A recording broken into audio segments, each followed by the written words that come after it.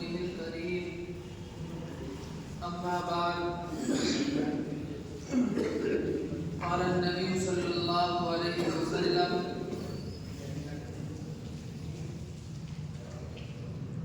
احفظ الله يحفظك احفظ الله تجده تجاهك وإذا سألت فاسأل الله وإذا استعنت فاستعن بالله واعلم أن الأمة لو اجتمعت على أن ينفعوك بشيء لم ينفعوك إلا بشيء قد كتبه الله لك وإن اجتمعت على أن يضروك بشيء لم يضروك إلا بشيء قد كتبه الله عليك أو كما قال عليه الصلاة والسلام۔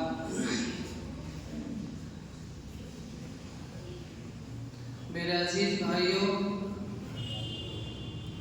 اللہ کے پیارے محبوب علیہ الصلاۃ والسلام نے اس مبارک حدیث کے اندر حضرت ابن عباس رضی اللہ تعالیٰ عنہ کو 5 چیزیں سکھائی ہیں یا 5 چیزوں کی نصیحت کی ہے، اور در حقیقت یہ 5 چیزیں اللہ کے نبی صلی اللہ علیہ وسلم نے اپنی امت کو سکھائی ہیں۔ جو بندہ بھی ان 5 چیزوں کو اپنی زندگی میں شامل اور داخل کر کے چلے گا، اللہ رب العزت والجلال دین اور دنیا اس کی دونوں بہترین بنا دیں گے۔ اور جو بندہ بھی ان سے ہٹ کر کے زندگی گزارے گا تو ہو سکتا ہے کہ اس کی دنیا بھی برباد ہو جائے اور آخرت بھی برباد ہو جائے۔ آقا نامدار جناب محمد عربی صلی اللہ علیہ وسلم نے جو پہلی چیز حضرت ابن عباس رضی اللہ تعالیٰ عنہ کو سکھائی ہے وہ یہ ہے احفظ اللہ یحفظک، اور دوسری بات اللہ کے نبی نے فرمائی احفظ اللہ تجدہ تجاہک، تم اللہ کے حقوق کی حفاظت کرو گے تو اللہ رب العزت والجلال تمہاری حفاظت فرمائے گا۔ اور دوسری بات اللہ کے نبی نے فرمائی کہ اگر تم اللہ کے حق کی حفاظت کرو گے تو ہر جگہ اور ہر وقت اللہ رب العزت والجلال کو اپنے سامنے پاؤ گے۔ ظاہر سی بات ہے جس بندے کے ساتھ اللہ رب العزت والجلال ہر وقت ہو تو اس کائنات کے اندر کوئی ذات ایسی نہیں ہے جو اس بندے کا کچھ برا چاہ سکے، کیونکہ اللہ کی مدد، اللہ کی نصرت اس کے ساتھ ہر وقت موجود ہے۔ تو اس سے ہمیں سمجھ لینا چاہیے کہ ہمیں اللہ رب العزت والجلال کے حقوق کی کتنی حفاظت کرنی ہے۔ اگر ہم چاہتے ہیں کہ اللہ رب العزت والجلال ہماری حفاظت کرے، ہمارے حقوق لوگ نہ ماریں، تو پہلے ہمیں چاہیے کہ ہم اللہ رب العزت والجلال کے جو حقوق ہمارے اوپر ہیں ان کو پابندی کے ساتھ عمل کریں، ان کو پابندی کے ساتھ اپنی زندگی میں شامل کر لیں۔ آپ دیکھیے، اگر آج کہیں پر پراپرٹی میں ہمارا حصہ ہو اور کوئی بندہ ہمارا حصہ مار لے، ہمارا حصہ ہڑپ لے، تو شاید اس روئے زمین پر اس سے برا بندہ ہماری نگاہ کے اندر کوئی دوسرا شاید ہی کوئی ہو۔ کیوں؟ کیونکہ ہم جانتے ہیں کہ اس بندے نے میرا حق مارا ہے، پراپرٹی کے اندر میرا اتنا حصہ تھا، اتنے پیسے تھے اور اس نے میرے کو پیسے مار لیے ہیں۔ تو اب اس سے ہم اندازہ لگائیں کہ جب دنیا کے اندر کوئی بندہ ہمارا حق مان لیتا ہے تو ہمارے دل کے اندر اس بندے کی کیا اہمیت ہوتی ہے یہ ہم سب جانتے ہیں۔ آپ اندازہ لگائیے اس رب کے بارے میں کہ ہماری نافرمانیوں کے باوجود بھی وہ کھلاتا بھی ہے، پلاتا بھی ہے۔ کبھی ایسا نہیں ہوتا کہ تم نے میرا حق مارا ہے، تم نے میری نافرمانی کی ہے اور تم نے یہ اتنا بڑا گناہ کیا ہے، آج تمہارا رزق بند ہو جائے، آج تمہارے اوپر سورج نہیں اگے گا، آج تم کو پانی نہیں پلایا جائے گا۔ کتنی ہی نافرمانی کر لیں لیکن اللہ رب العزت والجلال اپنی رحمتوں اور برکتوں کو اس بندے سے نہیں روکتا ہے، ساتھ ہی ساتھ ہدایت کرتا ہے کہ میرے بندے اگر تجھ سے یہ غلطی ہو گئی کوئی بات نہیں، انسان ہے، لیکن اب اس کی تلافی یہ ہے کہ اللہ رب العزت والجلال کے دربار میں آؤ، نادم اور شرمندہ ہو اس غلطی پر، اور اللہ رب العزت والجلال سے معافی مانگ لو۔ کتنا آسان نسخہ اللہ کے نبی صلی اللہ علیہ وسلم نے ہمیں بتا دیا ہے، جبکہ آپ علیہ السلام کے دور میں ایسا معاملہ نہیں ہوتا تھا۔ اس وقت بھی یہی رول تھا، آج بھی ہے، لیکن اس وقت کے اندر اگر کسی بندے سے کوئی گناہ ہو جاتا تھا تو اس کو بھی پتا تھا، ان صحابی کو بھی معلوم تھا کہ اگر میں توبہ کر لوں تو اللہ رب العزت والجلال معاف فرما دیں گے، لیکن پھر بھی وہ آپ علیہ السلام کے پاس جاتے ہیں اور کہتے ہیں کہ اللہ کے نبی مجھ سے یہ غلطی ہو گئی۔ مثال کے طور پر کسی نے چوری کر لی، سامنے سے معلوم ہے کہ شریعت کا قاعدہ اور اصول یہ ہے کہ اس کا ایک ہاتھ کاٹ دو، لیکن پھر بھی جاتے ہیں۔ ہو سکتا ہے اللہ رب العزت والجلال معاف کرے یا نہ کرے، ہو سکتا ہے ہمارا خاتمہ ایمان پر ہو یا نہ ہو، یہ بخشش کا معاملہ تو اس وقت ہے نا جب ہم ایمان کی حالت میں اس دنیا سے جائیں۔ کافر کی تو کہیں سے کہیں تک، مشرک کی تو کہیں سے کہیں تک معافی نہیں ہے نا، کیونکہ اللہ رب العزت والجلال نے ایک ضابطہ اور اصول بنایا ہے۔ اب آپ اندازہ لگائیے اس وقت کے اندر جس طریقے سے ہم زندگی گزار رہے ہیں، شریعت کے قانون سے بالکل ہٹ کر کے، تو ہمیں اس بات کی فکر کرنی چاہیے، ہو سکتا ہے ہمارا خاتمہ ایمان پر بھی نہ ہو، کیونکہ دنیا کے اندر ہم یہ دیکھتے ہیں کہ جب پیٹ پالنے کے لیے بندہ صبح سے شام تک لگا رہتا ہے، اس کو یہ معلوم ہے کہ یار اگر میں کام کے لیے نہیں نکلا تو میرے بیوی بچے بھوکے مر جائیں گے بھوک کی وجہ سے، تو پھر ہمیں اپنے ایمان کے بارے میں اس سے کہیں زیادہ فکر کرنی چاہیے۔ آج یار اگر میں نے اللہ کے حقوق کو پامال کیا، اللہ کے نبی صلی اللہ علیہ وسلم کی شریعت سے ہٹ کر زندگی اگر گزاری، کہیں ایسا نہ ہو کہ میرا خاتمہ بھی ایمان پر نہ ہو۔ رزق کے بارے میں جتنی ہم فکر کرتے ہیں اس سے کہیں زیادہ فکر ہمیں اپنے خاتمے کی کرنی چاہیے۔ اگر ہمارا خاتمہ اچھا ہو گیا، اس دنیا سے جب ہم جائیں اور ایمان کی حالت میں چلے جائیں، انسان کی سب سے بڑی کامیابی اور خوش نصیبی اسی کے اندر رکھی ہے۔ دنیا میں کتنے ہی اچھے کام کر لیں، لیکن ہمارا آخری وقت اگر اچھا نہیں گیا، ایمان کی حالت میں ہم اس دنیا سے نہیں گئے، تو یاد رکھیے اس دنیا کے اندر جو بھی اچھے کام کیے ہیں وہ ہمارے کچھ کام آنے والے نہیں ہیں۔ یہ اسی وقت آئیں گے جب کہ ہم اپنی آخرت کی تیاری کریں۔ اس دنیا کے اندر بھیجا ہی اس لیے گیا ہے تاکہ ہم اپنی آخرت کو سنواریں۔ آخرت کو سنواریں گے، اللہ رب العزت والجلال اس کے توفیق میں، اس کے صدقے میں رب کریم تمہاری دنیا کو بھی سنوار دے گا۔ لیکن جب ہم اس سے غفلت میں رہیں گے تو ظاہر سی بات ہے دنیا کے اندر بھی ہمارے لیے پریشانی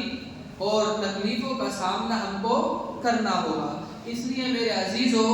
یہ جو زندگی اللہ رب العزت والجلال نے بطور امانت کے ہم کو دی ہے، ایک سچے پکے بہترین انسان کی پہچان یہ ہے کہ وہ اس امانت میں خیانت نہ کرے۔ اللہ رب العزت والجلال کی دی ہوئی یہ زندگی ہے اور ایک وقت آئے گا وہ اس کو لے لے گا، تو ہمارے لیے لازم اور ضروری ہے کہ اس زندگی کو اسی طریقے سے گزار لیں جس طریقے سے ہمارا رب ہم سے چاہتا ہے۔ آپ اپنی دکان کے اندر کسی بندے کو رکھیں ہیل پر اور وہ آپ کی بات نہ مانے، ایک مہینہ بھی بلکہ ایک دن بھی آپ اس کو نہیں رکھیں گے،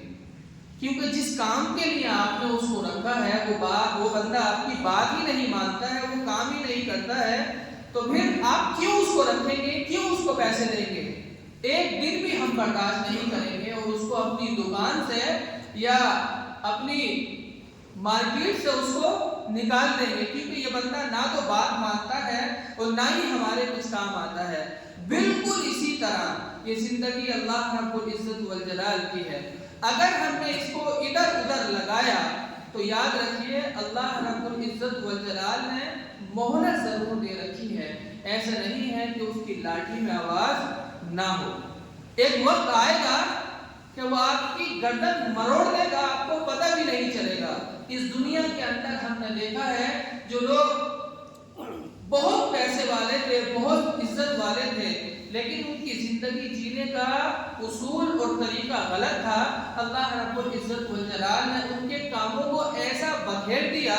کہ بندہ ڈپریشن میں آ گیا، جو کچھ تھا سب برباد ہو گیا۔ بہت ساری مثالیں اس دنیا کے اندر ہم نے دیکھی ہیں، اور اللہ رب العزت والجلال کے احکامات پر عمل کرتے ہوئے چلے کہ اللہ کی مدد، اس کی نصرت ہمارے ساتھ شامل حال رہے گی۔ اور اسی حدیث کے اندر اللہ کے نبی نے آگے فرمایا، اس روئے زمین پر کوئی بھی بلکہ پوری امت بھی اگر آپ کا کچھ بگاڑنا چاہے، اگر اللہ نہ چاہتا ہو تو آپ کا بال بیکا نہیں کر سکتا۔ تو ہمیں چاہیے کہ ہم اللہ کے حقوق کی حفاظت کریں۔ اللہ کے حق کیا ہیں؟ نماز ہے، روزہ ہے، حج ہے، زکوٰۃ ہے، یہ تو اہم چیزیں ہیں۔ اس کے علاوہ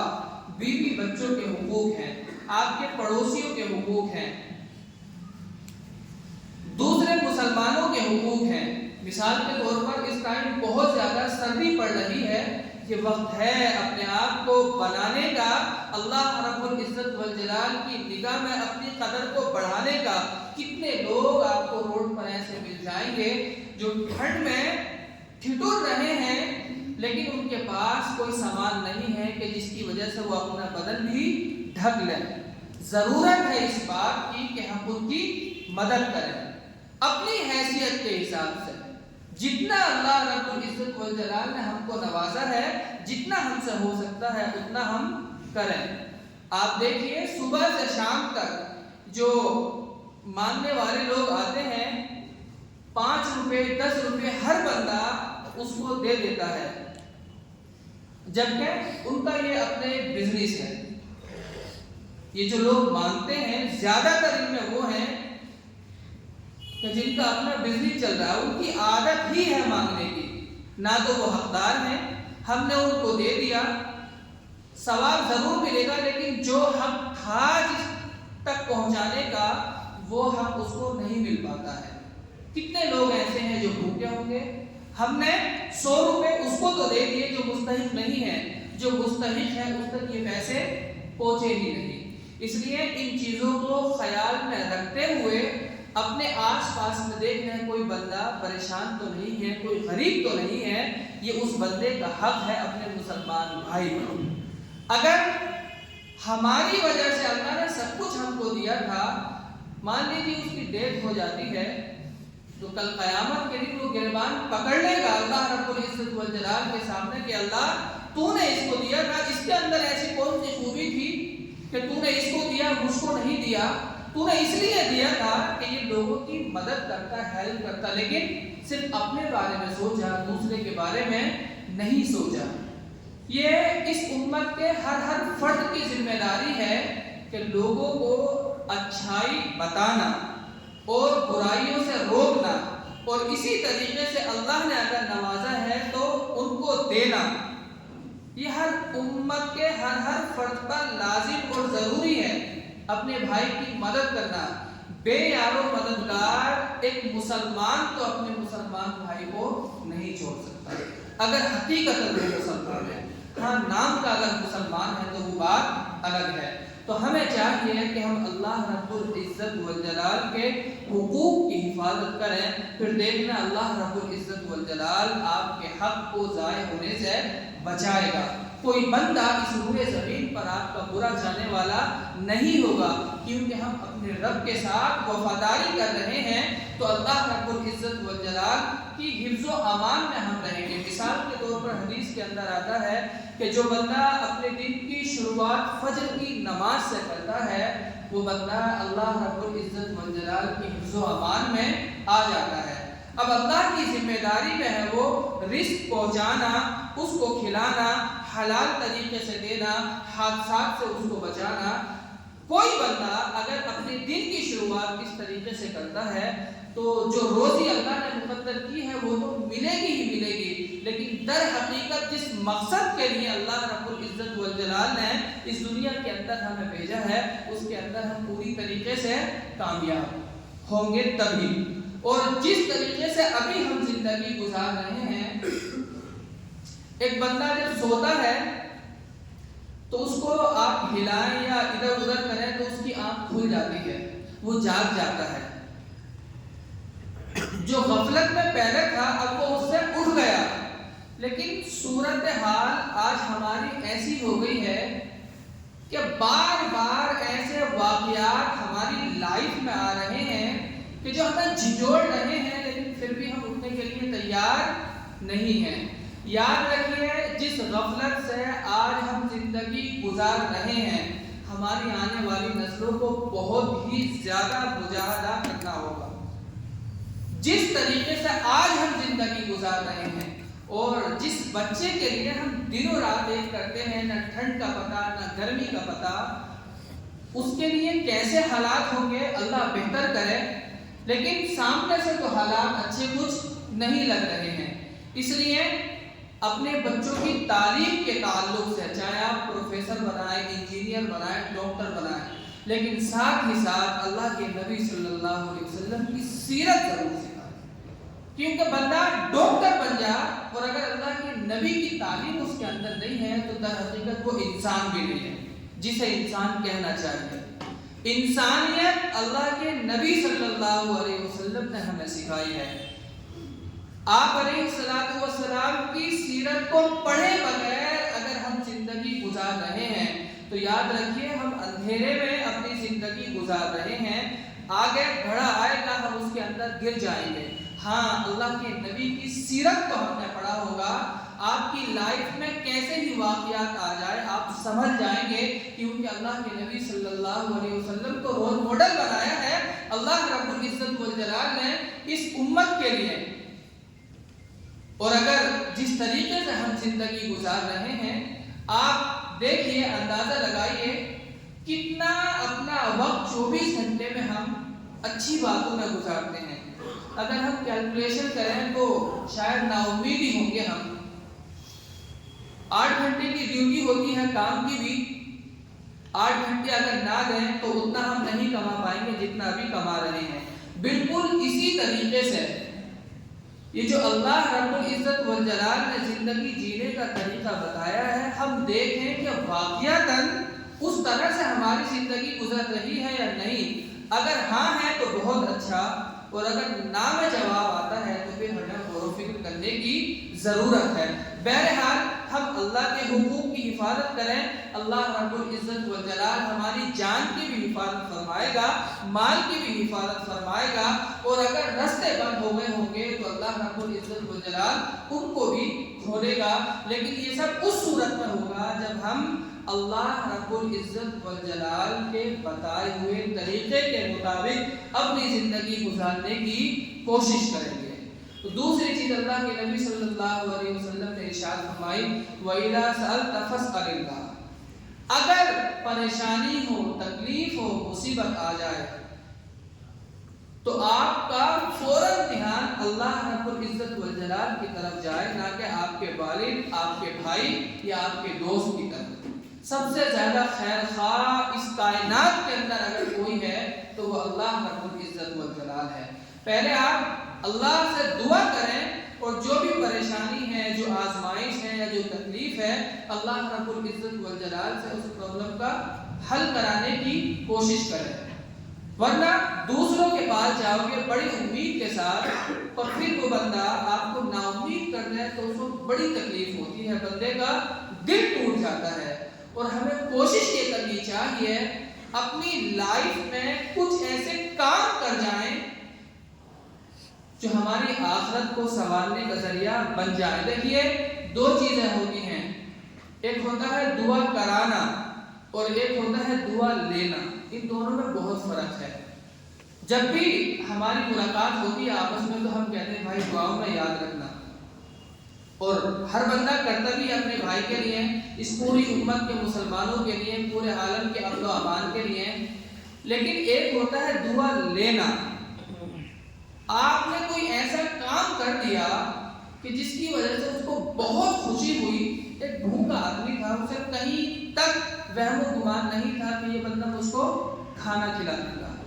آپ نے مثال کے طور پر اس کو کھانا کھلایا، تو اس وقت اس کے دل سے جو دعا نکلے گی وہ ڈائریکٹ اللہ رب العزت والجلال کے عرش کو ہلا کر کے رکھ دے گی،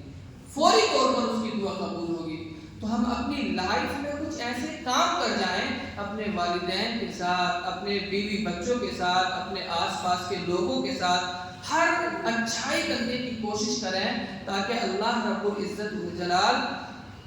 اس دنیا سے جب آپ کو اٹھائے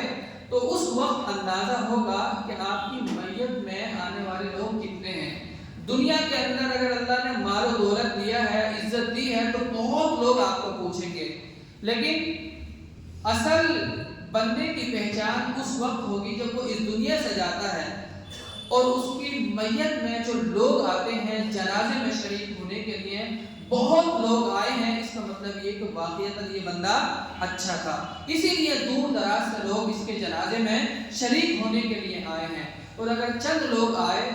تو دنیا کے اندر جب ہم نے لائف گزاری ہے تو کتنے ہی لوگ ہمارے ساتھ کیوں نہ ہو، لیکن اس سے اندازہ لگایا جائے گا کہ یہ بندہ اچھا نہیں تھا۔ اس لیے جب بھی مانگیں اللہ رب العزت والجلال سے مانگیں، اللہ کے حقوق کی حفاظت کریں، اللہ کے نبی صلی اللہ علیہ وسلم کی تعلیمات کو اپنائیں۔ اس طریقے سے جب زندگی گزاریں گے تو یقین مانیے زندگی میں سکون 100% ہماری ہوگا۔ اور اگر ہٹ کر کے زندگی گزاریں گے، یہ زندگی ہے کٹ جائے گی، کبھی آسانی کبھی پریشانی کے ساتھ، لیکن آخرت ہماری برباد ہو جائے گی۔ اللہ رب العزت والجلال اللہ کے نبی صلی اللہ علیہ وسلم کے طریقے پر چل کر کے ہمیں زندگی گزارنے کی توفیق عطا فرمائے، اور رب کریم اپنے حقوق کی حفاظت کی ہمیں توفیق عطا فرمائے۔ وآخر دعوانا الحمدللہ رب العالمین۔